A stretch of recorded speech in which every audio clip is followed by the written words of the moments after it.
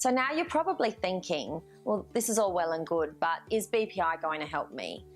I'm going to run through a few things that if you're experiencing them, chances are business process improvement as a tool or as an activity will at least show some improvements within your organisation.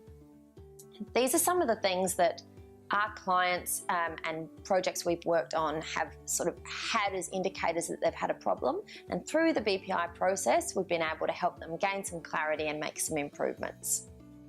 So one of the most common things we see is just a lack of clarity over who's doing what, and that's often coupled with the phrase, it shouldn't be this hard.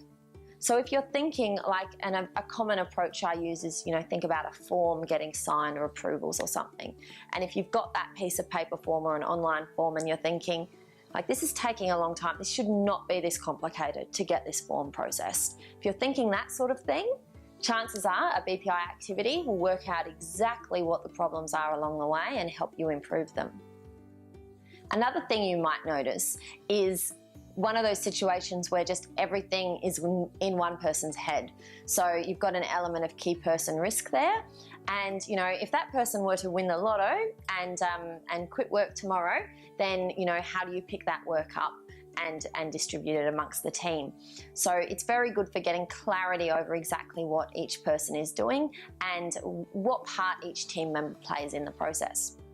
That can also be helpful when you're talking to other departments or other units. So everyone in your team might understand how the process works and what gets done, but you might be trying to communicate some changes or suggest some ideas to another department or unit, and they're not really understanding what you do and how it works. So BPI is often most effective when it's a process that goes across multiple departments or units.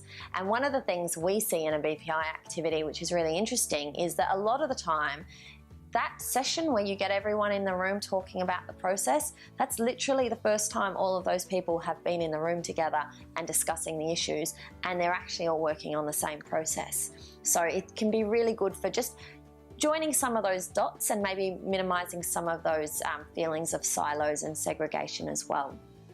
One of the most common frustrations that we hear when we're talking to people about BPI and how it can help is just actually around bottlenecks. So a lot of people are very clear that there is a bottleneck in a process.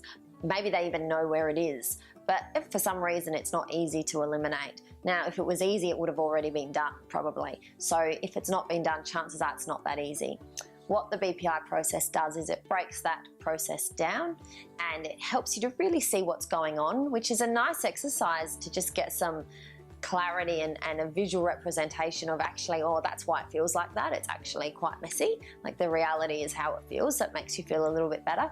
But then you can actually see exactly where the points are where you can make those improvements, and you can make the changes and make the improvements and then map on further from there.